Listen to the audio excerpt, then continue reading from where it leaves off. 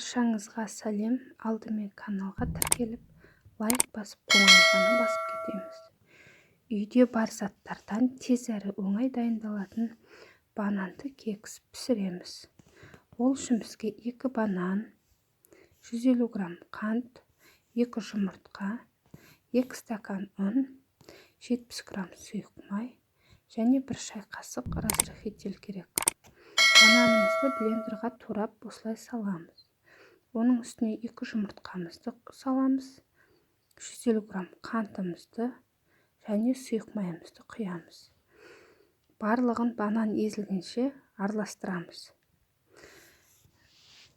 Және де қыздар, мына жерде айта кететін, біздің ұнымыз жұмыртқаның көлеміне байланысты кішкене плюс-минус жүруі мүмкін. Менде шамалы артылып қалды ұн. Осының барлығын жақсылап араластырып аламыз. Бізде осындай әдемі масса пайда болды. Осы массаны бір ыдысқа құйып, онымен разрыхителімізді саламыз. Міндетті түрде илеуіштен өткізіңіздер. Және разрыхительді ұнға қосып қойыңыздар. Осылай араластырып, формаларымызды дайындап, міне бізде осындай масса шықты. Осы массаны формаларға құямыз және духовкамызға саламыз.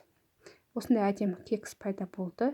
Егер осы кекс ұнаған болса, каналға тіркеліп, лайк басып, қоңыраушаны басып кетіңіздер.